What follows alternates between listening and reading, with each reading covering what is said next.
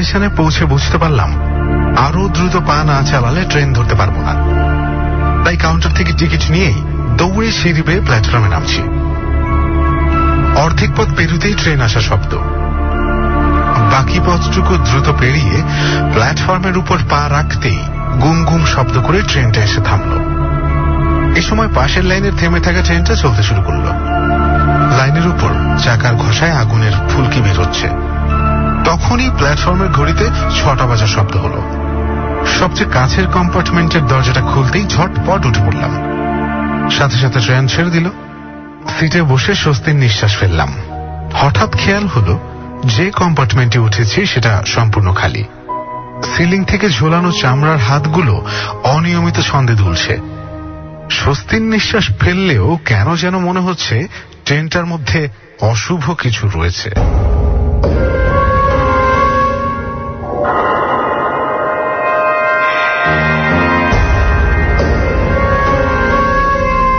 অদ্ভুত একটা ধারণা হচ্ছে, এটা বুঝি সত্যিকারের ট্রেন নয়। যদিও লাইনের পাশে দেয়ালে এর ছায়া পড়েছে, তারপর আমি তড়াক করে লাফিয়ে উঠলাম।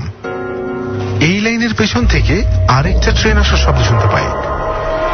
তীক্ষ্ণ শব্দটা ক্রমাগত বাড়ছে। লক্ষ্য করলাম ট্রেনের শেষ কম্পার্টমেন্টে আমি উঠেছি। পেছনের জানালা দিয়ে তাকিয়ে দেখলাম সত্যি একই লাইনে আরো একটা ট্রেন আসছে। দ্বিতীয় ট্রেনটা দ্রুত এগিয়ে এসে আমার ট্রেনকে আঘাত করল।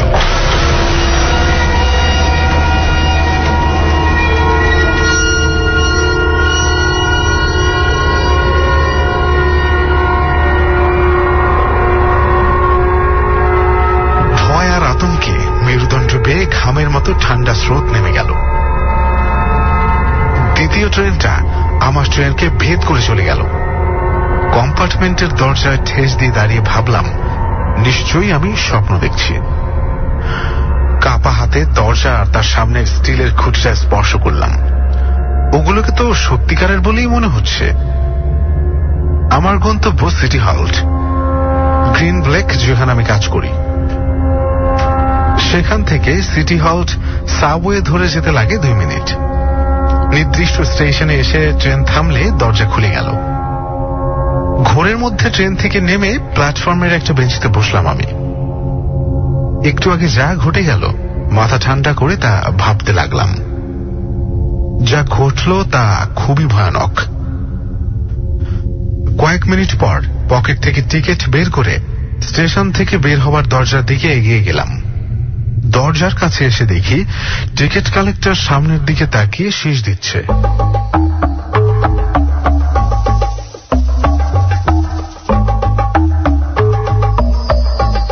টিকিট নিন, আমি বললাম।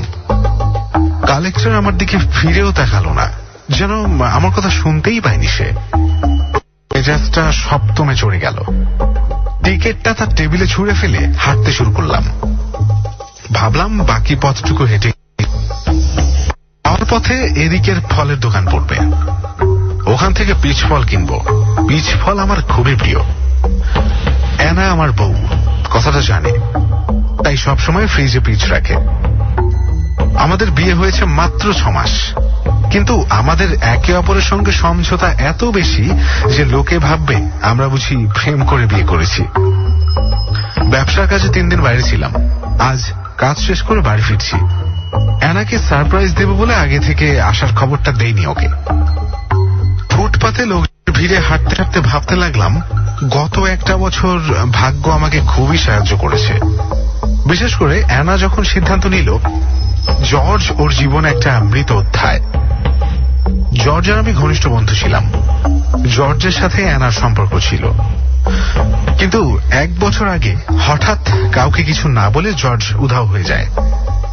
সেই থেকে আজ পর্যন্ত ওর কোনো খোঁজ পাইনি। এরপর ধীরে ধীরে অ্যানার সাথে আমার প্রেম শুরু হয়।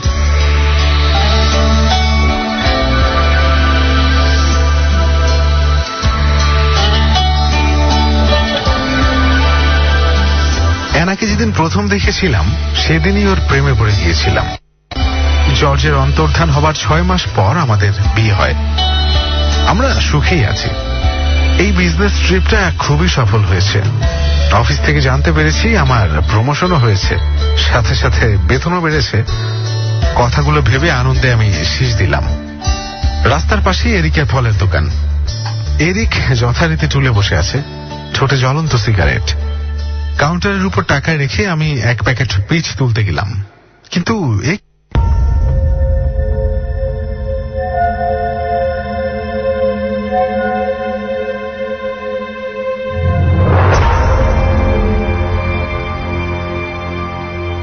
পিচের প্যাকেটটা আমি ধরতে পারছি না কেন। বোকার দৃষ্টিতে এরিকের দিকে তাকালাম।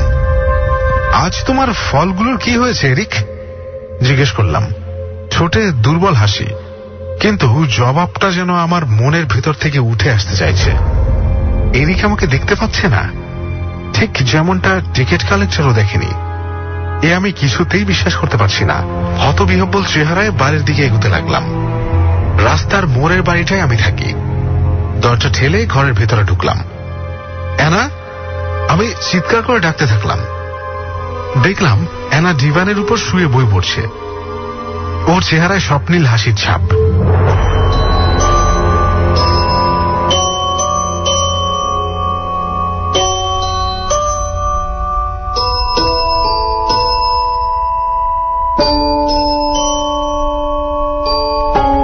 ও স্যাম, কবে তুমি বাড়ি আসবে? ও দীর্ঘশ্বাস ছাড়ল। অ্যানা উঠে দাঁড়িয়ে আমাকে ভেদ করে জানালার কাছে চলে গেল। বিমর্ষ দৃষ্টিতে আমি দরজার দিকে তাকালাম। দরজা বন্ধ। আমি দরজা ভেদ করে ঘরে ঢুকেছি। ভাবতে লাগলাম কি করা উচিত। হঠাৎ মনে হলো সমস্ত রহস্যের চাবিকাঠি স্টেশনে, তাই ওখানে গিয়ে সূত্র খোঁজা উচিত। স্টেশনের উদ্দেশ্যে বেরিয়ে পড়লাম। স্টেশনে পৌঁছে দেখলাম সেই টিকিট কালেক্টরের এক দল আমেরিকান টুরিস্টের সাথে কথা বলছে। আপনি বলতে চাচ্ছেন যে এরকম ব্যস্ত রেল লাইনে ভুতুড়ে ট্রেন চলাচল করে? টুরিস্টদের মধ্যে একজন প্রতিবাদ করছে। আমাদের সাথে মজা করছেন আপনি? না, মজা করছি না আমি, টিকিট কালেক্টর জোর গলায় বললেন। সন্ধ্যা 6টা থেকে মাঝরাত পর্যন্ত নির্দিষ্ট সময় পর পর ওই ট্রেনটা এই দুই স্টেশনের মাঝে চলাচল করে। তাহলে তো অপেক্ষা করে দেখতে হয়, দলের একজন বলল। সবাই ওটা দেখতে পায় না, কালেক্টর বলল। আমি ওটা একবারও দেখিনি। তাহলে কিভাবে বললেন আপনি যে ওটা আছে? অনেকেই ওটার ব্যাপারে রিপোর্ট করেছে। এই স্টেশনের পুরনো স্টেশন মাস্টার ভুতুড়ে ট্রেনটার ব্যাপারে এতই আগ্রহী ছিলেন যে ওটা সম্পর্কে যত চিঠি অথবা খবর আসতো সেগুলো তিনি একটা ফাইলে জমিয়ে রাখতেন। আর ওই ফাইল পড়েই ওটার অস্তিত্বের কথা জেনেছি আমি। ট্রেনটার ব্যাপারে আমাদেরকে আরো কিছু বলুন তো, দলের এক কিশোর অনুরোধ করল। কালেক্টরকে প্রথমে এ ব্যাপারে কথা বলতে অনিচ্ছুক মনে হলো, কিন্তু টুরিস্টদের মধ্যে একজনকে নোটপ্যাড আর কলম বের করতে দেখে তিনি বলতে শুরু করলেন। ব্রেক স্পেশাল নামে একটা ট্রেন ছিল, সে গম্ভীর কণ্ঠে বলতে শুরু করলো। ওটা গ্রিন ব্লেক আর এই স্টেশনের মাঝে সন্ধ্যা 6টা থেকে মাঝরাত পর্যন্ত চলাচল করত। তো একদিন কি হলো, মেরামতের জন্য লাইন বন্ধ করে দেয়া হলো। এই পর্যন্ত বলে থামলো, কেসে গলা পরিষ্কার করে নিল। কিন্তু কিছু একটা ভুল হয়েছিল। পরবর্তীতে টেকনিশিয়ানরা পাওয়ার সাপ্লাই সমস্যার কথা বলেছিল। যাই হোক, লাইন বন্ধ থাকা সত্ত্বেও ট্রেন চলাচলের সিগন্যাল জ্বলছিল। এ সময় গ্রিন ব্লেকের পেছনের স্টেশন থেকে একটা ট্রেন আর এই স্টেশনের পেছনের স্টেশন থেকে একটা মালবাহী ট্রেন একই লাইনে পরস্পরের বিপরীত দিক থেকে আসছিল। সিস্টেম বিফল থাকায় ওরা ওদের ভুল বুঝতে পারেনি। টুরিস্টদের মাঝ থেকে এক ভদ্রমহিলা প্রশ্ন করতে যাচ্ছিল, কিন্তু কালেক্টর তার দিকে কড়া দৃষ্টিতে তাকালে প্রশ্ন করা থেকে বিরত থাকল। কালেক্টর আবার বলতে শুরু করল। তার কণ্ঠস্বর ছুরির ফলার মতো তীক্ষ্ণ শোনাচ্ছে। ট্রেন দুটো পরস্পরের দিকে প্রচন্ড বেগে আসছিল। ওই লাইনের মাঝপথে ব্লেক স্পেশাল খালি অবস্থায় থেমেছিল। বিপরীত দিক থেকে দ্রুত বেগে আসা ট্রেন ছিল যেন দুই টুকরা চলমান পাউরুটি। নাটকীয়ভাবে থামল সে। তারপর ট্রেন দুটো ব্লেক স্পেশালকে দুই দিক থেকে প্রচন্ড বেগে আঘাত করল। আঘাতের তীব্রতা এত বেশি ছিল যে ব্লেক স্পেশাল অদৃশ্য হয়ে যায়।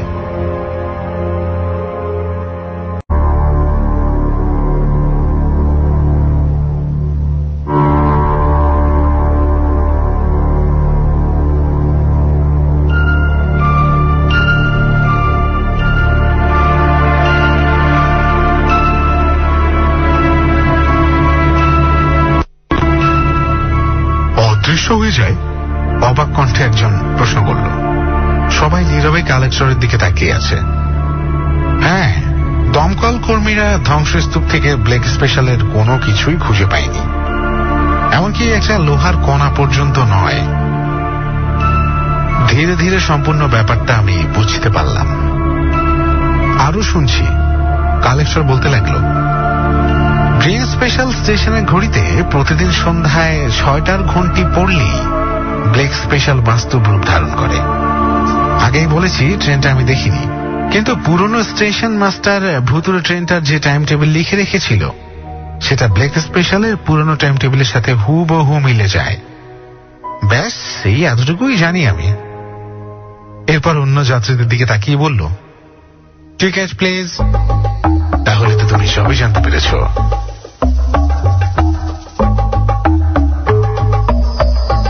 আমার পাশ থেকে কে যেন বলে উঠল। আমি ঘুরে কণ্ঠস্বরের মালিকের দিকে তাকালাম। জর্জ। আনন্দ আর উত্তেজনায় আমি চিৎকার করে উঠলাম, ওর সাথে হাত মেলালাম, কিন্তু ওকে ভালো মতো দেখে ভাবলাম, আমি কোন জর্জকে দেখছি? ওর চুল দাড়ি লম্বা আর উস্কো শুষ্কো, চেহারায় মলিনতার ছাপ স্পষ্ট। তোমারও একই অবস্থা? আমি জিজ্ঞেস করলাম। হ্যাঁ, জর্জ বিষণ্ণ কণ্ঠে বলল। তবে তোমাকে দেখে খুশি খুশি লাগছে। অনেকদিন পর কথা বলার মতো একজন সাথী পেলাম। এই অবস্থায় সময় কাটানো খুবই কষ্ট। তোমার খিদে পায় না? একদম না। এই জন্য প্রথমে আমারও অবাক লাগতো, কিন্তু এখন আর তা লাগে না। তোমাকে দেখে যে কি খুশি লাগছে স্যাম, বলে বোঝাতে পারবো না। এই সময় একটা কথা মনে পড়ে যাওয়ায় বললাম, জর্জ শোনো, তোমাকে একটা কথা বলার ছিল। ব্যাপারটা অ্যানাকে নিয়ে।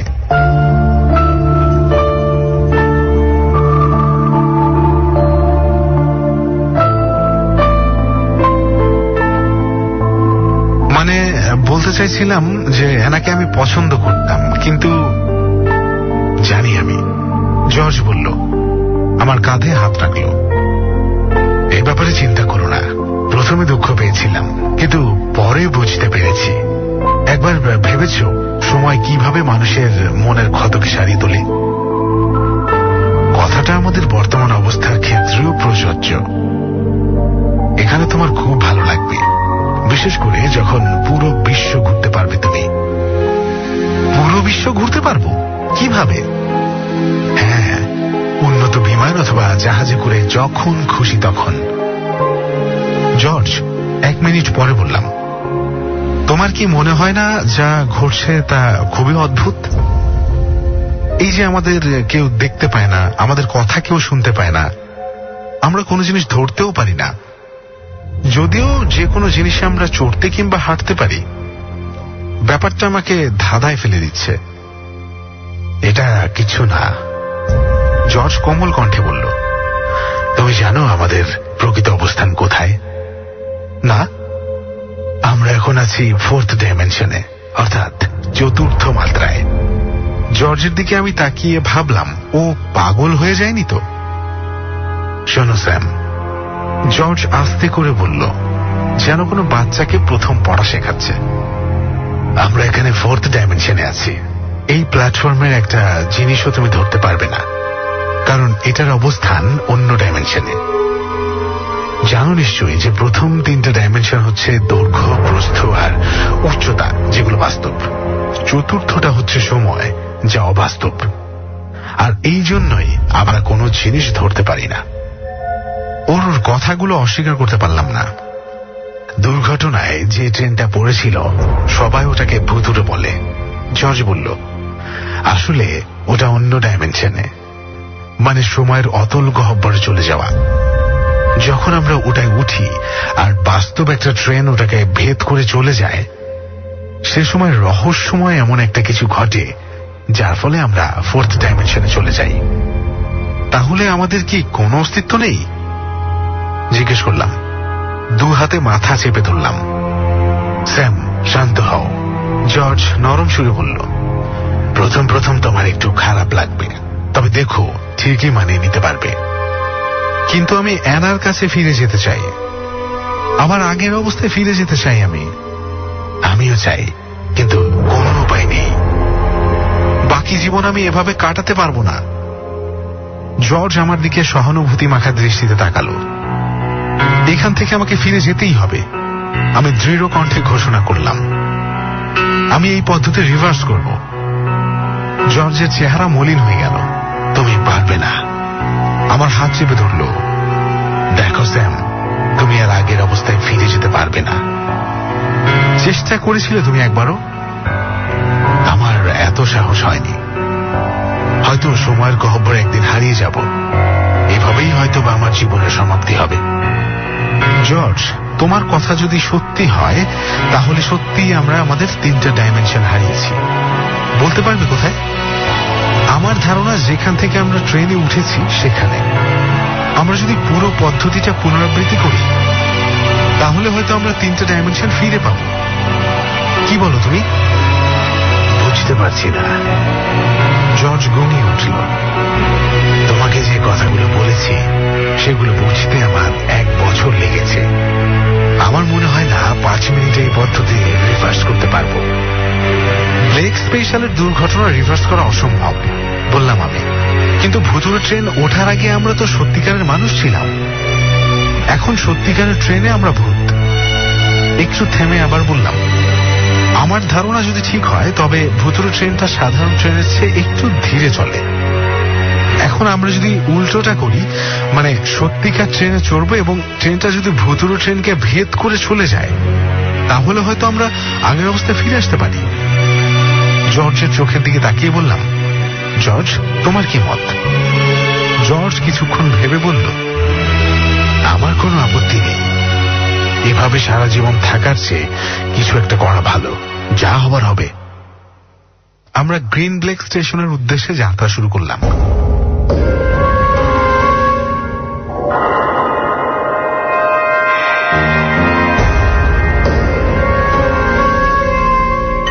মাঝরাত হতে এখনো আধ ঘন্টা বাকি। প্ল্যাটফর্মে কোনো লোক নেই। কিছুক্ষণ পর সাধারণ একটা ট্রেন থামল। আমরা তাড়াতাড়ি করে ওতে উঠলাম। 1 মিনিট পরেই আমাদের ট্রেনটা ভুতুড়ে ট্রেনকে ভেদ করে চলে গেল। গায়ে এক ঝলক ঠান্ডা বাতাস অনুভব করলাম। বুঝতে পারছি না সত্যিই কি আমরা আগের অবস্থায় ফিরে এসেছি। এ সময় হাত ঘড়িতে দেখলাম রাত 12টা বেজে 1 মিনিট। 2 মিনিট পর সিটি হল স্টেশনে এসে আমাদের ট্রেন থামল।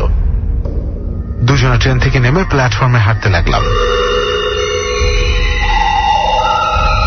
প্ল্যাটফর্মে কেউ নেই। এখনো বুঝতে পারছি না আমরা আমাদের পরিচিত পৃথিবীতে বাস্তব রূপে ফিরে এসেছি কিনা। হঠাৎ কোত্থেকে যেন এক বাচ্চা ছেলে এসে আমাদের কাছে ভিক্ষা চাইল। বুঝতে পারলাম যে আমরা পরিচিত পৃথিবীতে আবারও ফিরে এসেছি। আনন্দে বাচ্চাটাকে 10 পাউন্ডের একটা নোট দিলাম। তারপর জর্জকে জড়িয়ে ধরে বললাম, জর্জ, আমার ধারণা কাজে দিয়েছে। আমরা আবার বাস্তব দুনিয়ায় ফিরে এসেছি। কিছুক্ষণ পর দুজনেই প্রচন্ড খিদে অনুভব করলাম। একটা রেস্টুরেন্টে বসে খাওয়ার ফাঁকে জর্জ ওর ভবিষ্যৎ পরিকল্পনার কথা বলল। ও এখন অনেক টাকার মালিক। ভুতুড়ে ট্রেনে অদৃশ্য হওয়ার আগে ব্যবসায় প্রচুর টাকা মুনাফা করেছে। কিন্তু কেউ এটা জানে না, কারণ প্রয়োজনীয় কাগজপত্র অদৃশ্য হবার সময় ওর কাছেই ছিল। এখন পরিকল্পনা করেছে সবকিছু বিক্রি করে অস্ট্রেলিয়ায় চলে যাবে। আমাকে কথা দিল জীবনে আর কখনো এনার কাছে ফিরে আসবে না। আমিও শুভ ভবিষ্যৎ কামনা করলাম। খাওয়া শেষে প্রথমবারের মতো আমরা হাত মেলালাম। আর কিছুই বলার নেই। এই ঘটনার পর প্রায় 2 মাস কেটে গেছে। অ্যানার সাথে আমার দিনগুলো সুখেই কাটছে। সেদিন কি কারণে দেরি হয়েছিল তা আজও ওকে বলিনি। জানতে চান কেন? কারণ ঘটনাটা ব্যাখ্যা করা খুবই কঠিন। কুয়াশা।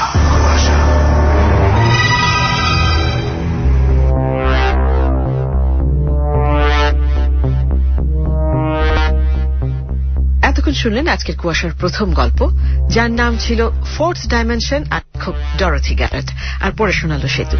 আর এখন শুনবেন আজকের কুয়াশার মূল কাহিনী। লিখেছেন মশিউর রহমান শান্ত। আসুন তাহলে আজকের মূল কাহিনীর প্রথম পর্ব শুনি, তারপর আবারও ফিরে আসছি। আপনি শুনছেন কুয়াশা, এবিসি রেডিও FM 89.2-তে। আর সঙ্গে আছি শারমিন। কুয়াশা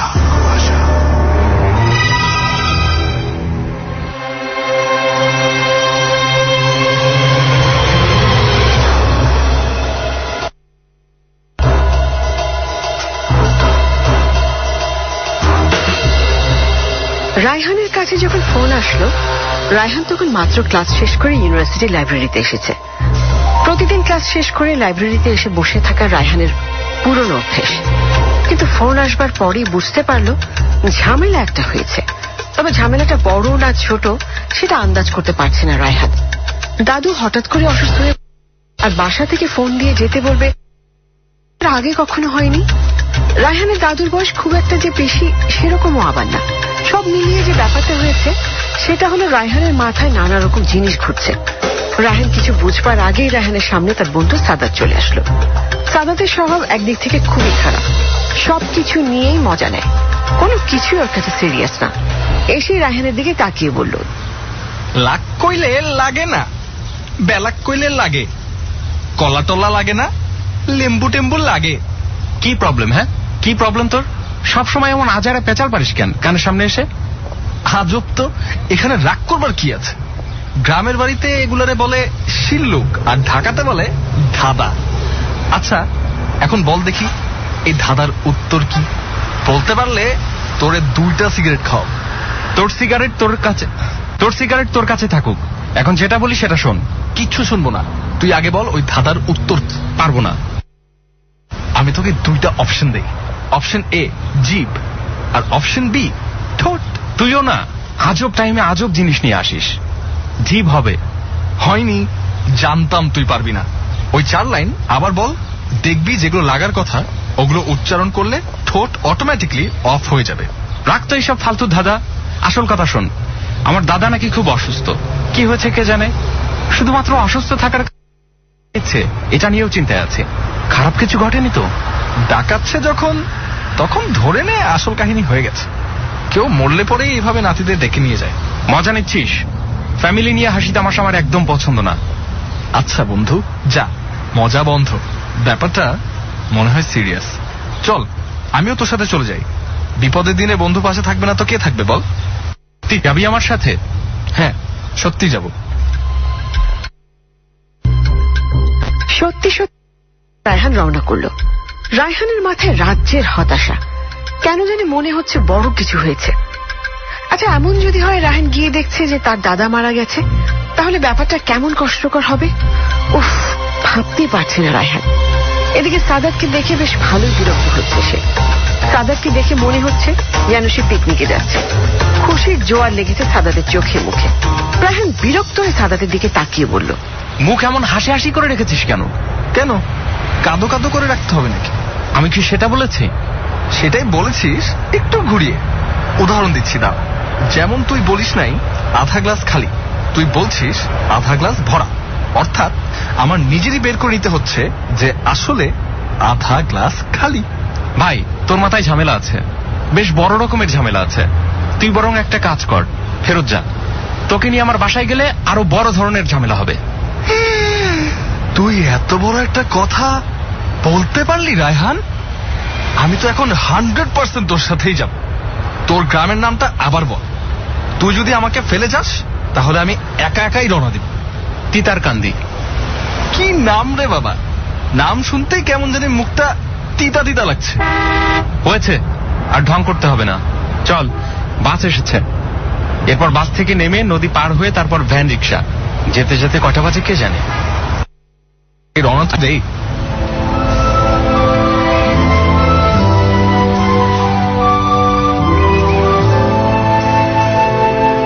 তিতারকান্দি নামটা যেমন অন্যরকম, গ্রামের পরিবেশও সেরকম।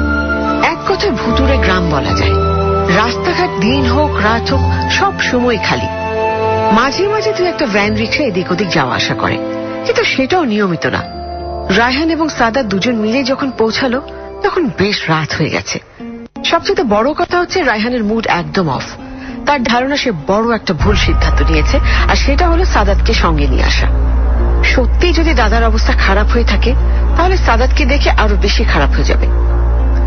আর উপরওয়ালা না করুক, যদি আরো খারাপ কিছু হয়ে থাকে তাহলে তো আর কোনো কথাই নেই।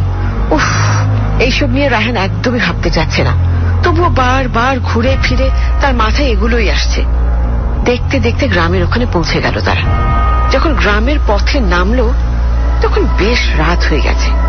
রাত 11টা কিংবা 11:30 মতন বাজে। চারপাশে রিক্সা ভ্যান তো দূরের কথা, কোনো জন্তু জানোয়ারও দেখা যাচ্ছে না। এটা গ্রাম নাকি হরর মুভির শুটিং স্পট? বাসা পর্যন্ত কিভাবে যাব সেটা নিয়ে ভাব। বোধহয় ফালতু কথা বলিস না। আচ্ছা, হেঁটে গেলে কতক্ষণ লাগবে? এটা ঢাকা না, হেঁটে গেলে কতক্ষণ লাগবে ঠিক নেই। আর এই অন্ধকারে হেঁটে যাওয়া ঠিক হবে না। কেন, হেঁটে গেলে কি তোরে ভূতে ধরবে? ধরতেও তো পারে। আচ্ছা, ভালো কথা, দেখ তো ওটা কি ভ্যান নাকি? সেই রকমই তো মনে হচ্ছে। চলছে না দাঁড়িয়ে আছে? কিছু বুঝতে পারছিস?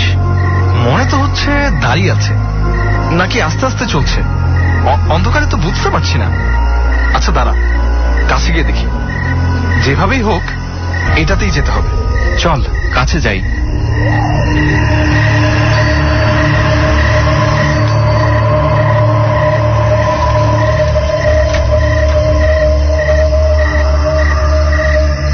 ভ্যানের কাছে এসে অনেকটা চমকে গেল রায়হান আর সাদাত। গরমের মধ্যে ভ্যান গাড়ি চালক চাদর দিয়ে মুখ ঢেকে রেখেছে। পেছনে দুজন বসা, দুজনের পাশে একটা মোড়ানো কিছু রাখা আছে।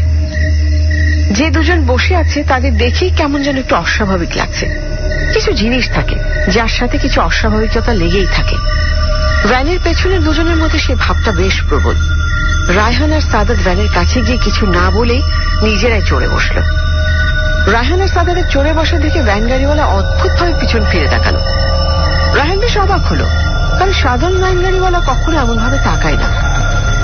তবে কি কোথাও কোনো সমস্যা হচ্ছে?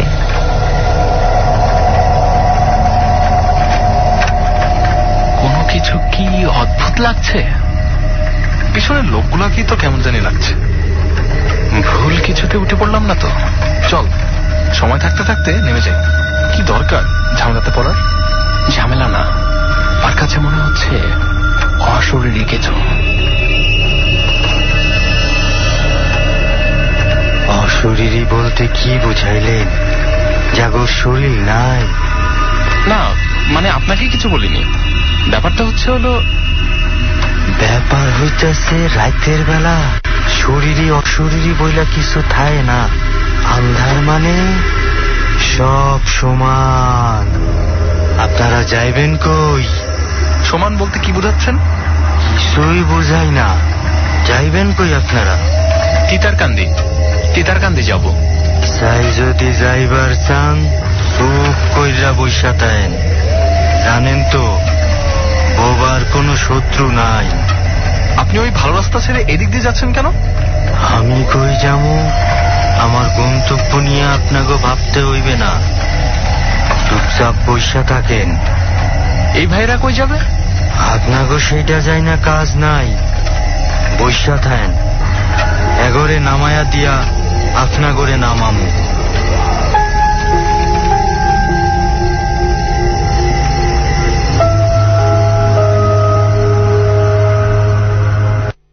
সাদাতের অবস্থা সেই শোচনীয়। ঠিক কতক্ষণ হয়েছে ভ্যানে উঠেছে রায়হান কিংবা সাদাত কেউই আন্দাজ করতে পারছে না। তাদের দুজনের কাছে মনে হচ্ছে অনন্তকাল ধরে তারা দুজন ভ্যানে বসে আছে।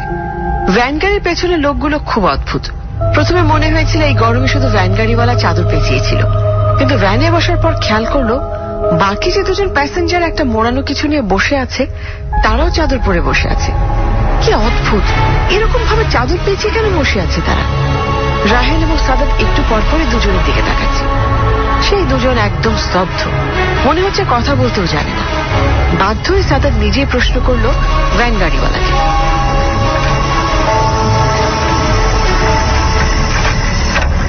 আচ্ছা এই লোকগুলো এত চুপ কেন?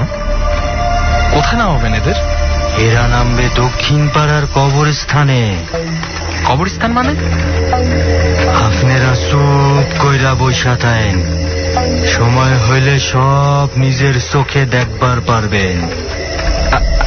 আপনি আমাদের এখানেই নামিয়ে দিন। আর কবরস্থান কেন যাচ্ছেন ওনারা? আপনারা উঠানের সময় দেখা ওঠেন নাই?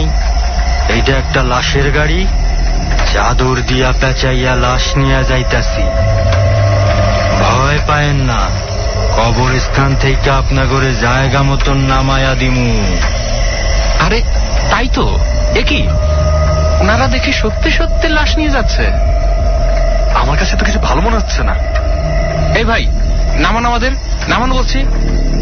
এই আন্ধারে কই নামামু? কবরস্থানের কাছে গিয়া নামেন, মোর দ্বারা আলো দেখায়া দিব। রায়হান, নাম তো। শরীর নাড়াতে পারছি না, আমার শরীর পাথরের মতো হয়ে গেছে। কি আছো? আমারও একই অবস্থা। কি হচ্ছে এগুলো? কি হচ্ছে? এই ভাই, ওই দেখেন কবরস্থান। আগে লাশ নামাই, পরে আপনাকে নামান যাইব। আমাদের কোথায় নিয়ে যাচ্ছেন? কি আজব, আমি আমার হাত পা কিছুই নাড়াতে পারছি না কেন? এই দুই লোক লাশ নিয়ে কিভাবে যাচ্ছে দেখেছিস? তিনারা মানুষ না, তিনারা লাশ এমনি যায়, তিনারা জিন। ভাই, তারা যাই হোক, আপনি আমাদের পৌঁছে দিন প্লিজ। আপনারা মোটার লগে গিয়া ঘুমায়া থাকেন, আমার যাওনের জায়গা নাই, এই কবরস্থানেই থাকতে হইবে।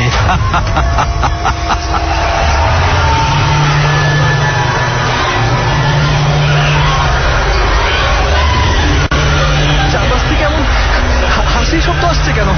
রায়হান, কি হচ্ছে এসব? আমাদের সাথে কি হচ্ছে এসব?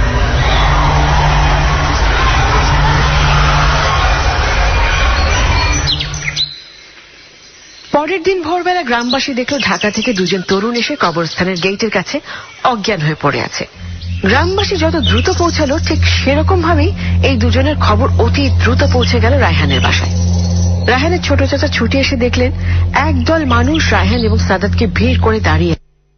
তাদের চোখ দিয়াতে দুজনেরই জ্ঞান ফিরেছে। কিভাবে এসে পড়লো রায়হান আর রায়হানের বন্ধু, এটা নিয়ে বেশ ভালোই চিন্তায় পড়ে গেলেন রায়হানের চাচা মুস্তাফিজুর রহমান। তবে অত শত চিন্তার আগে রায়হান এবং সাদাতকে বাড়িতে নিয়ে গেল সে। রায়হান এবং সাদাত দুজনে বাসায় ঢুকে অবাক হয়ে গেল। অবাক হবার দুটো কারণ হচ্ছে, গতকাল রাতে কি হয়েছিল, কিভাবে তারা কবরস্থানে ছিল এবং কিভাবে দুজনেই অজ্ঞান হয়েছিল, এটা দুজনের মধ্যে কারো মনেই নেই। দ্বিতীয় কারণ, রায়হানের দাদা পুরো সুস্থ। তাহলে এরকম জরুরি তলব করে আনার মানেটা কি? রায়হানের মা তো একদম চিন্তায় অস্থির হয়ে রায়হানের সামনে বসেই রইল। তারপর জিজ্ঞেস করল, সত্যি করে বলতো বাবা, কি হয়েছে? রাস্তায় উল্টাপাল্টা কিছু খাইছিলি? আরে ধুর মা, কি যে বলো তুমি।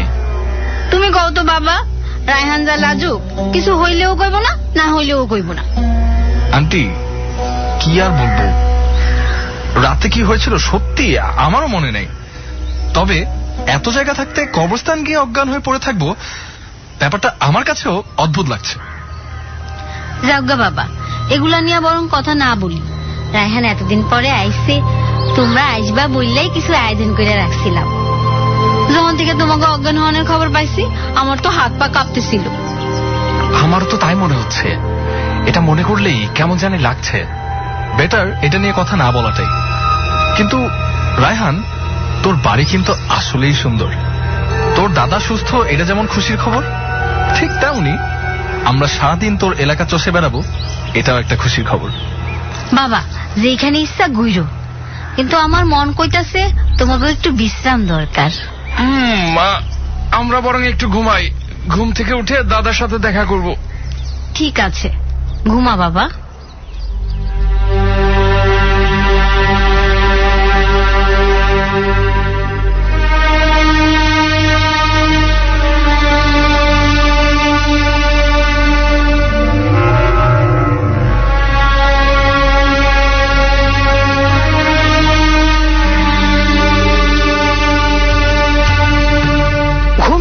রায়হান আর সাদাতের কাছে সবকিছুই নর্মাল। গতকাল আসার পথে কি হয়েছে না হয়েছে কোনো কিছুই তাদের মাথাতে রইল না। বরং দেখা গেল রায়হানের বাড়িতে একটা উৎসব মুখর পরিবেশ। কারণ আসলে রায়হানের দাদা সিদ্ধান্ত নিয়েছে এই গ্রামে নতুন একটি দোতলা বাড়ি করবে, আর বাড়ি করার সময় যে ছোট করে অনুষ্ঠান করা হয় সেখানে তার নাতি রায়হান থাকবে না, সেটা তো হতেই পারে না। মূলত সেই চিন্তা থেকে রায়হানকে আনা হয়েছে। এই ব্যাপারটিতে রায়হানের মন আরো বেশি ভালো হয়ে গেল। তাছাড়া মূল বিষয় হচ্ছে রায়হানের দাদা রায়হানকে যেমন ভালোবাসেন ঠিক তেমনি রায়হানও রায়হানের দাদা সেরকম ভক্ত। দাদা, হঠাৎ বাড়ি বানাবেন, আর আমাকে কেন বললেন আপনি অসুস্থ? তুই যেমন বলস সব সময় পরীক্ষা চলতেছে, তোর তো সব সময় পরীক্ষা লাইগাই থাকে। তো আমি আর কি করুম, কইলাম আমারও ব্যারাম, নাইলে কি আর তুই আসতি? দাদা, আসলেই কিন্তু পরীক্ষা চলে, আপনি সাদাতকে জিজ্ঞেস করে দেখেন। বাবা, তুমিও কি ওর সাথে এক ক্লাসে? জি দাদা। আচ্ছা দাদা, যেখানে বাড়ি ওখানে নাকি একটা সমস্যা আছে? ছোটবেলা থেকে তো আমরা ওখানে যেতাম না। জায়গাটাতে সমস্যা ছিল, এখন মনে হয় না সমস্যা হইব। যত নাটের গুরু ওই কুয়াডা, ওইটা নিয়ে যত গপসপ। আমরা তো ছোটবেলা থেকে কেউই ওই কুয়ার সামনে যেতাম না, কি যে ভয় লাগতো। অহন ঠিক হইয়া যাইব। আমারও তো এক ঝাড়ফুঁক দেওয়া বাবা কইছিল এইখানে কিছু না করতে। ওই যে গাছ দেখতাছুস, ওইখানে বলে জিন থাকে। যে দুনিয়া আইছে, মানুষ থাউনের জায়গা নাই, থাকবো জিন। এইসব বিশ্বাসের দিন আর নাই রে। দাদা, আপনি বেশ আধুনিক, খুব ভালো লাগলো আপনার সাথে কথা বলে। তোমরা তো আসো না, যৌবন হইল ঘুইরা বেড়ানোর জন্য আসল সময়। এখন ঘুরবা না তো কখন ঘুরবা? দাদা, আমি বরং সাদাতকে গ্রামটা একটু ঘুরিয়ে নিয়ে আসি। যা, তোর বন্ধুরে সব ঘুইরা দেখা। আর তুমি বাবা চইলে আসবা, যখন ছুটি পাইবা রায়হানের লগে চইলে আসবা। অবশ্যই দাদা, অবশ্যই আসবো।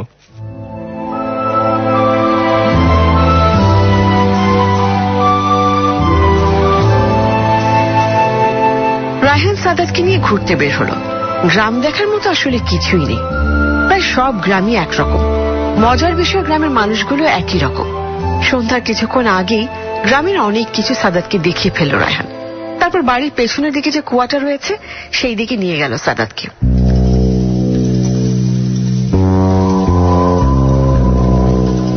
অদ্ভুত একটা বিষয়, রায়হানের ছোটবেলা থেকে বড় হওয়া এই বাড়িতে, অথচ আজ কেন যে এই জায়গাটা অনেক বেশি অচেনা লাগছে সে নিজেই বুঝতে পারছে না। রায়হান ছোটবেলা থেকে শুনে আসছে এই কুয়ায় নাকি কি দোষ আছে, তাই তখন যারা ছোট ছিল তাদের তো এই কুয়ার পাশে আসাই নিষেধ ছিল। রাত বিরাতে কুয়ার মধ্যে ধূপ থাপ শব্দ হওয়া তো ছিল নিত্য নৈমিত্তিক ব্যাপার। কিন্তু কি অদ্ভুত, সময়ের সাথে সাথে কত কিছু বদলে গেছে। আগামীকাল এই কুয়া পাড় ভেঙে ফেলা হবে, কেটে ফেলা হবে পাশের গাছগুলো। একটা পর্যায়ে হয়তো এখানে যে একটা কুয়া ছিল সেটা কেবল স্মৃতিতেই থেকে যাবে। রায়হানের উদাসীনতা দেখে মুখ খুলল সাদাত। কে, কাহিনী কি? তুই হঠাৎ করে এমন দেবদাস হয়ে গেলি কেন? এই কুয়ার প্রেমে পড়েছিস নাকি? ছোটবেলাতে আমরা কেউ এখানে আসতাম না জানিস। কেন, ভূতের ভয়ে? ঠিক তা না, বড়দের কথা শুনে আমার মনের মধ্যে একটা আতঙ্ক কাজ করত। মনে হতো এই অভিশপ্ত কুয়ার কাছে আসলে ক্ষতি হয়ে যাবে। কুয়া আবার অভিশপ্ত হয় নাকি?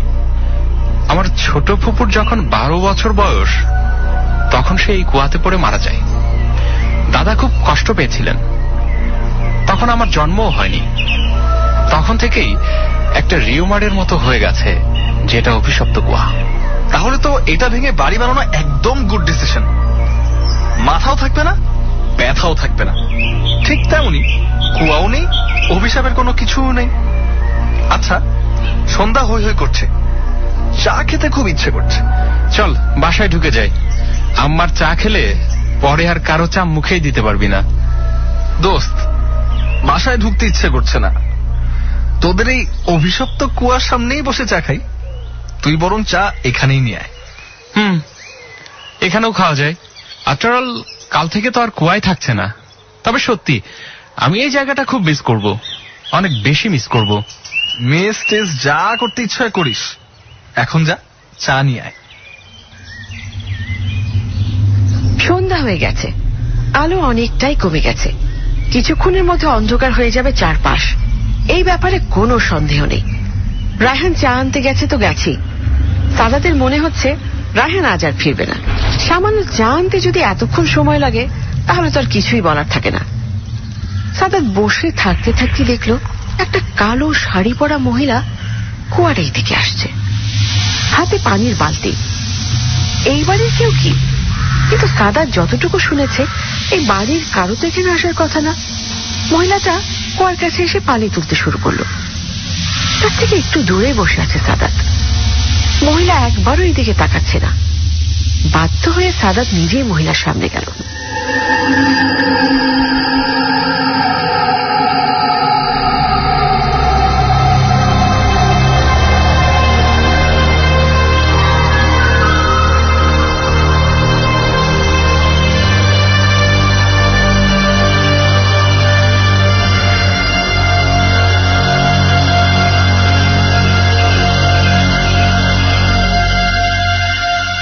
এই যে শুনছেন, আপনি কি এখানে কেউ? কাজ করতেছি, কাজ করতে দেন। না, মানে আমি আসলে রায়হানের বন্ধু, এখানে বেড়াতে এসেছি, তাই আপনাকে চিনতে পারছি না। আপনি এখানকার মানুষ হইলেও আমার সময় নাই, কথা কইেন না। ও আচ্ছা। কুয়ার সামনে বসেন না, খারাপ হইব। এই কুয়ার আশপাশ দিয়া জিন আসা যাওয়া করে। জিন খুব খারাপ জিনিস, কখন কি হইয়া যায় কেউ কইবার পারে না। না মানে আমার বন্ধু এখনই চলে আসবে। কিরে, কার সাথে কথা বলিস? এই যে দেখছিস না, কই গেল কই গেল? কিরে, বেড়ালের দিকে তাকিয়ে আছিস কেন? আমি এতক্ষণ একটা মহিলাকে কালো শাড়ি পরা অবস্থায় এখান থেকে পানি নিতে দেখছিলাম। মহিলাটা যেখানে দাঁড়িয়ে ছিল ঠিক সেখানেই এখন ওই কালো বিড়ালটা দাঁড়িয়ে আছে। কি হচ্ছে আমি তো কিছুই বুঝতে পারলাম না। এখান থেকে পানি নেবে কিভাবে? এখানে তো কোনো পানিই নেই, কুয়ার পাড় এটা, ঠিক আছে, কিন্তু এই কুয়া তো শুকিয়ে গেছে সেই অনেক বছর আগেই। কি দেখতে কি দেখলাম কে জানে। তোদের এই জায়গাতে আসলেই সমস্যা আছে দোস্ত, বেশ ভালো রকমের সমস্যা আছে। আমি জানি সেটা। ভালো লাগছে না, অন্ধকার হয়ে আসছে, চল ভিতরে চলে যাই। চল, আম্মা নাস্তা বানাচ্ছে, ভেতরে গিয়েই খাই।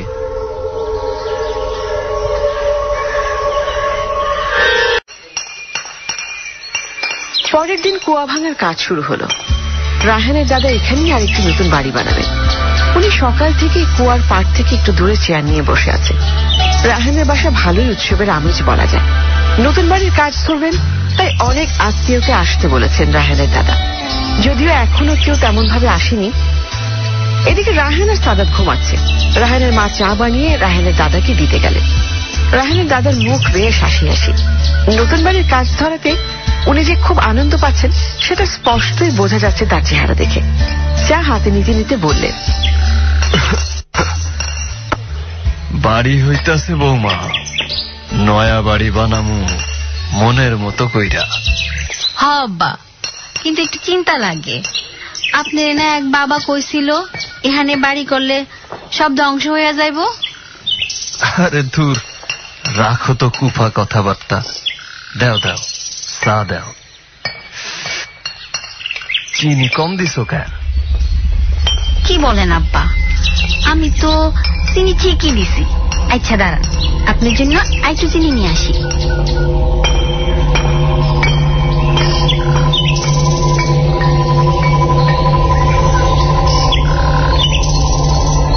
রায়হানের মা ভেতরে চিনি আনার জন্য যেতে লাগলেন, কিন্তু খুব একটা বেশি ভেতরে যেতে পারলেন না। তার আগেই তাকে আবার ফিরে আসতে হলো। একটু সামনে যাওয়ার পরই দেখলেন বিশাল জোরে একটা শব্দ হলো। উনি পেছনে ফিরে তাকিয়ে অবাক হয়ে গেলেন। এটা পড়লো কেমনে? আব্বা, ওই আব্বা, রায়হান, রায়হান জলদি এদিকে আয় বাবা। আব্বা, আপনি কতক্ষণ আব্বা? কি রক্ত আব্বা, তো রক্ত দিয়ে বাইসা যাইতেছে। আব্বা চোখ খুলেন, আব্বা চোখ খুলেন।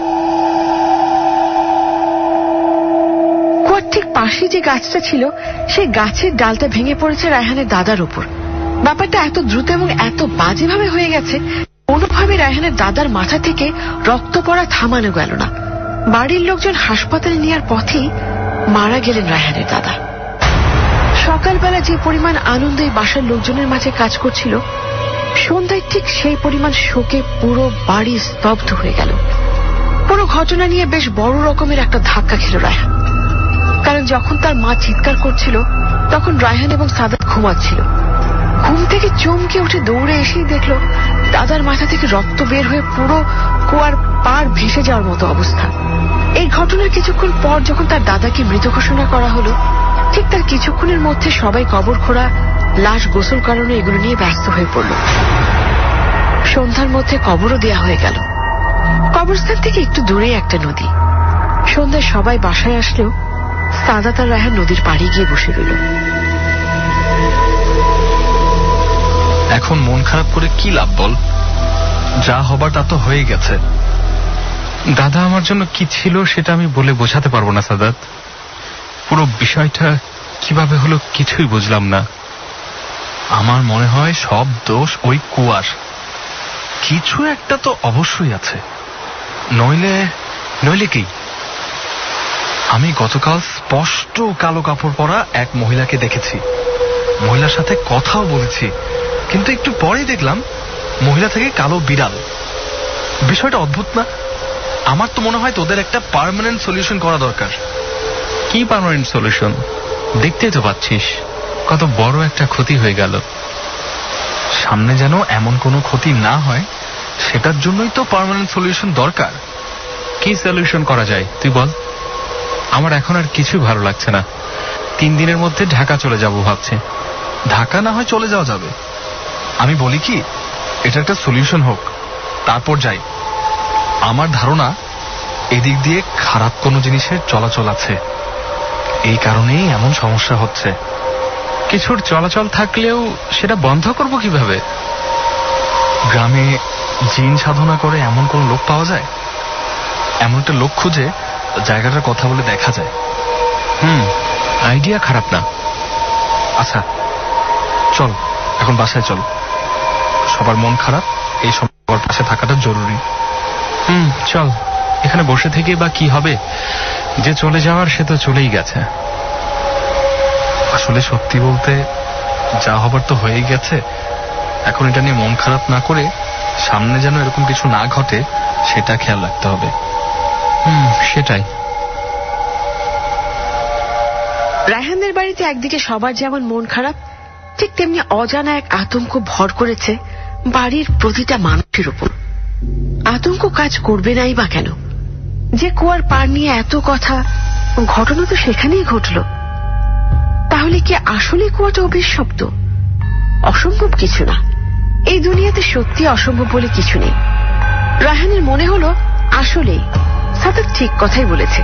যদি সত্যি কুয়ার কোনো সমস্যা থেকে থাকে তাহলে সেটা সমাধান এক্ষুনি করা দরকার। দেরি করে কিছু করতে গিয়ে আবার কাউকে হারানোর ইচ্ছে একদমই নেই রায়হানের। রায়হান তার মায়ের সাথে এই বিষয়ে কথা বলবে ভাবল, কিন্তু একটা মানুষ মারা গেছে, সাথে সাথে তো এইসব বিষয় নিয়ে কথাও বলা যায় না। তাই 3 দিন অপেক্ষা করতেই হলো রায়হানকে।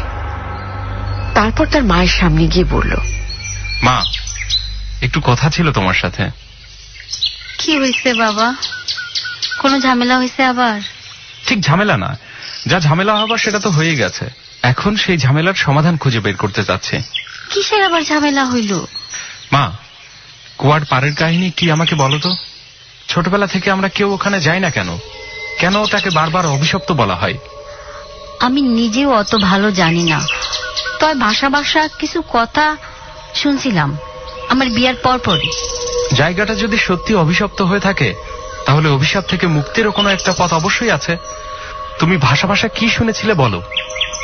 আমি যা শুনছিলাম এটা না হয় আমার কাছেই থাকুক। আচ্ছা, যারা এগুলো নিয়ে কাজ করে তাদের নিয়ে এসে জায়গাটা অভিশাপ মুক্ত করলে কেমন হয় মা? এই গ্রামেই তো অনেকে আছে, কালী সাধনা করে, জিন সাধনা করে, তাদেরকে নিয়ে আসলেই মনে হইব। তাহলে সেটাই করি, একটা সমাধান করে যাই।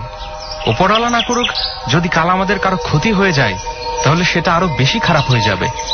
আর কয়টা দিন পরে এগুলা করলে হয় না বাবা? তো দাদা মরতে মাত্র 3 দিন হইল।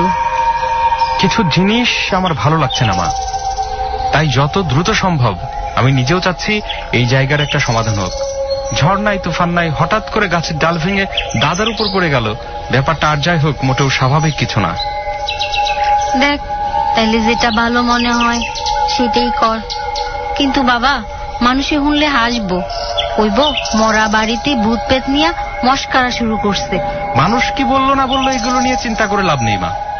যাই হোক, খোঁজ নিচ্ছি, দরকার হলে কেউ জানবে না যে আমরা কি করছি, শুধু আমি আর তুমি জানবো।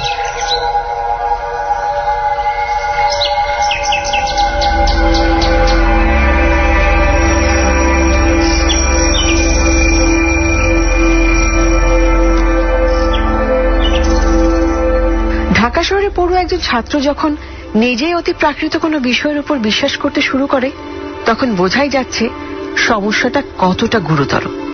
রায়হান নিজে একা একা এক জিন সাধককে খুঁজে বের করল। জিন সাধকের বাসা পাশের গ্রামে।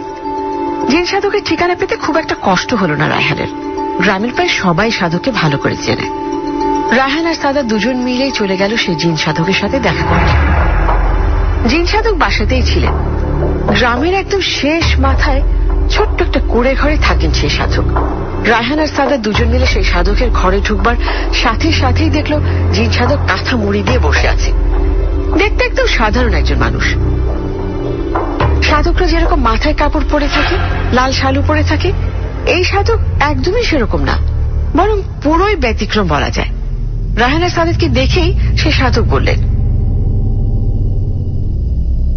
কিছু কইবার চান? হ্যাঁ।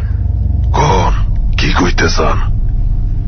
আসলে আমরা আপনার কাছে একটা সমস্যা নিয়ে এসেছি। সমস্যা সমাধান করবার আমি কে? আমি সামান্য মানুষ। সমস্যার সমাধানের মালিক উপরওয়ালা। আসলে সমস্যাটা আপনাকে জানাতেই আসা। সমাধান কি সেটা না হয় পরে বের করা যাবে। আচ্ছা, কি সমস্যা কয়ে ফেলেন। আমাদের বাসার পিছনে একটা কুয়া আছে। ছোটবেলা থেকে শুনে আসছি সেই কুয়াটা অভিশপ্ত। আমরা কেউ ছোটবেলা থেকে এই কারণে সেখানে খুব একটা যেতাম না। এখন তো আপনি বড়, এখন যাবেন। আসলে চাচা, আপনি ব্যাপারটা যেভাবে হালকা করে নিচ্ছেন, ঘটনাটা তত হালকা না। রিসেন্টলি ওর দাদা সেই কুয়া বন্ধ করে বাড়ি বানানোর ডিসিশন নিয়েছিল এবং সেই কুয়ার পারে বসা অবস্থাতেই সে মারা গেছে। আমি নিজে সেখানে এক কালো কাপড় পরা মহিলার সাথে কথা বলেছি এবং সে মুহূর্তের মধ্যে উধাও হয়ে গেছে। আমি কোনো কিছুই হালকা কইরা নিতেছি না। আমি পরশু রাইতে ওই কুয়ার পাড়ে যাব। আমার লেগা আগরবাতি আইনা রাখেন। আমি এসে আপনাকে নিয়ে যাব। আপনি কোন সময় যাবেন বলেন? আমাগো দিন শুরু হয় রাইতে, তাই আসলে রাইতেই আসুন। আমরা দুজন তাহলে পরশু রাতে এসে আপনাকে নিয়ে যাব। আপনাকে কি দিতে হবে বলুন? দেওয়া নেওয়ার হিসাব পরে, আগে পরশু আহুক। আপনারা আজকে যান।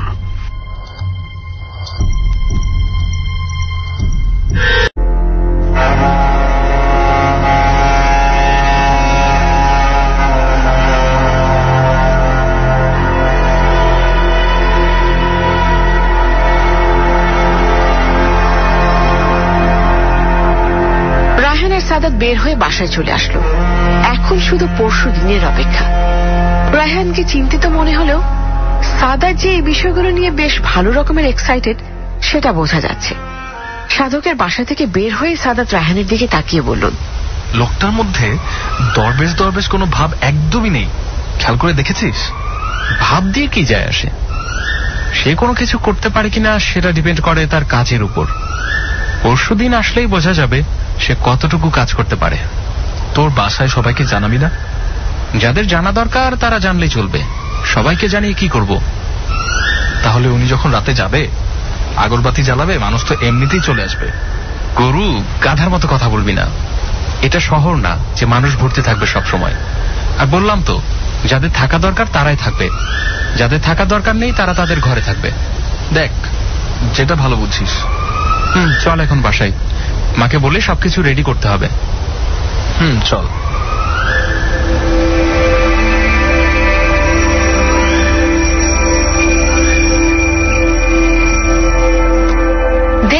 পরশুদিন চলে আসলো। সেই সাধককে আনতে গেল রায়হান। তবে রায়হান একা গেল না, আগের বারের মতো সাদাতও গেল সাথে। পাশের গ্রামের রাস্তা খুব একটা ভালো না হওয়াতে বেশ ভালোই কষ্ট করতে হলো দুজনকে। সেই জিন সাধককে নিয়ে তারপর যখন তারা ফিরল তখন সময় রাত 12টার কাছাকাছি। ঢাকা শহরের জন্য রাত 12টা কিছু না হলেও গ্রামের জন্য অনেক বেশি গভীর রাত। সেই সাধক রায়হানদের বাসায় এসে সরাসরি চলে গেলেন বাড়ির পেছনের কুয়ার দিকে।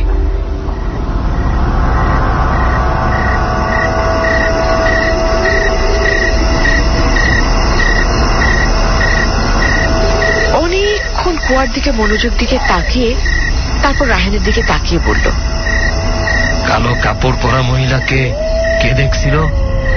জি, আমি দেখেছিলাম। কি দেখছিলেন? দেখেছিলাম একটা কালো কাপড় পরা মহিলা এই কুয়ার সামনে পানি তুলতে আসছে। আমি কথা বললাম, কিন্তু যখন দেখলাম যে রায়হান এসেছে তখন হঠাৎ করে তাকিয়ে দেখি মহিলা নেই। একটি কালো বিড়াল মেও মেও করতে করতে দৌড়ে চলে গেল। আপনার এইখানে পার্টি হইব? পার্টি থাকলে এইখানে পাইতা দেন। হ্যাঁ হবে। আচ্ছা, এখানে যদি আমার মা আসে তাহলে কি সমস্যা হবে? কাজের সময় কম মানুষ আইলেই ভালো। আপনারা দুইজনেই থাকেন। আমি যদি উল্টা পাল্টা কথা বলি ভয় পাইবেন না। থাকেন, আপনারাই থাকেন। আমি যাই বলি না কেন আপনারা আপনাকে হাতের মুষ্টি খুলবেন না। আমি যেদিকে বসুম তার ঠিক সামনে 2 হাত মুঠ কইরা আপনারা বসে থাকেন। ঠিক আছে। যদি এমন হয় যে আমার গলা পাল্টাইয়া গেছে ভয় পাইবেন না। সাময়িক গলা পাল্টাই আবার ঠিক হইয়া যাইব। আমাদের নিয়ে চিন্তা করবেন না, আপনার যা যা লাগে আপনি করেন। আমরা এখানেই হাত মুঠি করে বসে থাকবো। আর যত যাই হোক আপনারা হাতের মুষ্টি খুলবেন না। ঠিক আছে।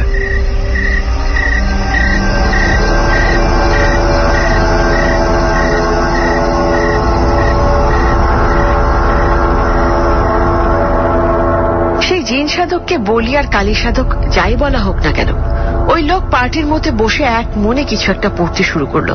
তিনি বিড়বিড় করে কিছু একটা পড়তে পড়তে হঠাৎ মাথার উপরে যে গাছগুলো ছিল সেটার ডালগুলো ভয়ঙ্কর ভাবে কেঁপে উঠল। এতটাই ভয়ঙ্কর ভাবে কেঁপে উঠল মনে হতে লাগলো প্রচন্ড জোরে ঝড় হচ্ছে। রাহিম এবং সাদা দুজনেই তাদের হাত মুঠে করে ধরে রাখলো আর অবাক হয়ে দেখলো সে সাধকের চেহারা দিয়ে ঘাম ঝরছে এবং সে কাঁপছে। কাঁপতে কাঁপতে হঠাৎ করে সেই সাধক বলতে শুরু করলো, কিন্তু অদ্ভুত বিষয় হলো মানুষ একজন আর কথা বলছে 2 জনের কণ্ঠস্বরে। একটা কণ্ঠস্বর সাধকের, যেটা দিয়ে প্রশ্ন করা হচ্ছে, আর একটা কণ্ঠস্বর অদ্ভুত রকমের একটা মহিলার কণ্ঠ। তিনি নিজে নিজেই প্রশ্ন করছেন আর নিজে নিজেই উত্তর দিচ্ছেন। পুরো পরিবেশটা কেমন যেন ভুতুড়ে হয়ে গেছে। কি চাস তুই এখানে? কে তুই? আমার বাড়ি আর আমারই কস আমি কি চাই? আমার লোকে সাহস দেখাস? এই বাড়ির মানুষে চালাস কেন? কি আছে এই কুয়াতে? কি আছে? আমার লাশ। আমার লাশ। আমার যখন ধাক্কা মেরে ফেলাইছিল তখন তো কেউ জানে নাই। এখন জানার কথাই লোক। ওই বেটা ধাক্কা মাইরা পায়ে পায়ে যাবো ভাবছিল। এত সহজ? দুনিয়া সহজ না, দুনিয়া কঠিন। যে যা সে সেটাই ফেরত পায়। ওই বেটাও পাইছে। এখানের মানুষের দোষ কি? কি করছে তোর সাথে? কারো কোনো দোষ নাই। আমার লাশ এখানে সবাই রাখছে কেন? কষ্ট হয়নি আমার? ওই বুইরা আমার ধাক্কা দিয়ে ফেলাই দিছিল। কত শিক্ষা দিছি, কই কেউ তো বাঁচায় নাই। আবার আইসি কুয়া বলতে সাহস কত? কত সাহস? চইলা যা, যা এখান থেকে যা। আমার লাশ উঠাইয়া কবর দিবার পারবি? তা তো পারবি না। আমি কেন চাইতাম? আমার লাশ তো এখন নাই, সব বই দিছিল আমিও দিছি বুইয়ের উপর ঢাল ভাইঙ্গা। এই কুয়াতে তোর কি? এই জায়গা ছেড়ে চলে যা। কইলাম না একবার, কইলাম না কুয়াতে আমার লাশের দাফন দে। আমার এই কুয়াতে ধাক্কা মাইরা ফালাইয়া দিছিল ওই বুইরা। আমার গোপনে বিয়া করছিল, আমি কাউরে কিছু কই নাই, কাউরে না। কি লাগবো বল, তাই দেও। তুই এই জায়গা ছেড়ে যাবি গা। লাল শাড়ি, নতুন লাল শাড়ি আর মিষ্টি দেওয়া যাবে। লাল শাড়ি, লাল শাড়ি। যা চাইছো পানি, যা এখান থেকে। আর আইবি না। আমার জিনিস আমারে বুঝাইয়া দিয়ে আমি আর আমু না। আমার লাল শাড়ি দিলে আমি আমু না। আমার লাল শাড়ি আমি আমু না।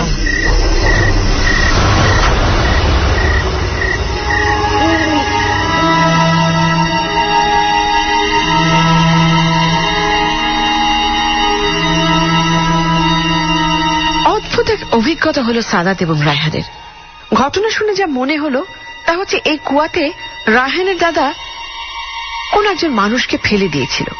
কাকে ফেলে দিয়েছিল, কেন ফেলে দিয়েছিল, সেগুলো যাতে এখন অনেক বেশি ইম্পর্টেন্ট মনে হলো লাল শাড়ি আর মিষ্টি কেনাটা। তাই রায়হান এগুলো নিয়ে আর প্রশ্ন না করে সাধককে জিজ্ঞেস করতে চাইল আসল সমাধানটা কি। সাধককে দেখে অদ্ভুত মায়া হচ্ছে সাদাতের। রায়হান আর সাদাত দুজন সাধকের দিকে তাকিয়ে দেখল সে বেশ হাঁপিয়ে উঠেছে।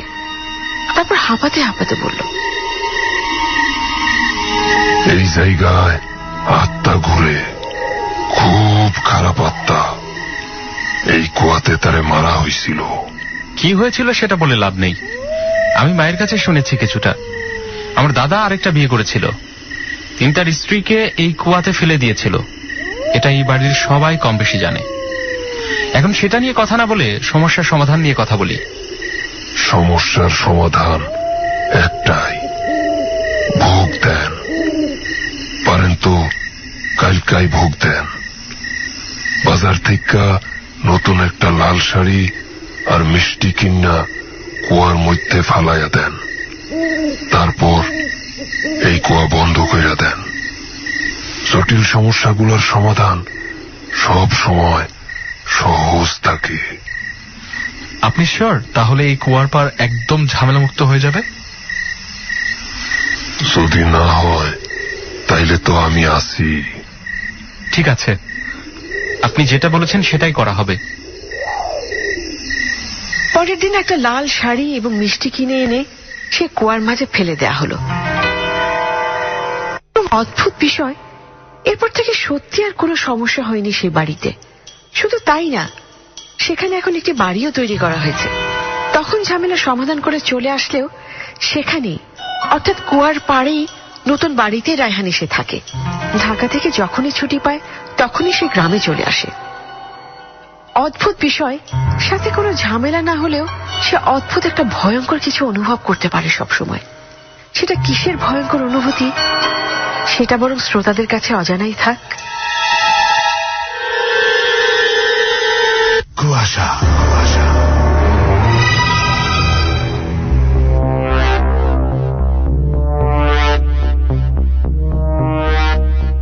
এতক্ষণ ধরে শুনছিলেন আজকের কুয়াশার কাহিনী। আজকের কুয়াশার কাহিনী লিখেছেন মশিউর রহমান শান্ত এবং আজকের কাহিনীর নাম কূপ।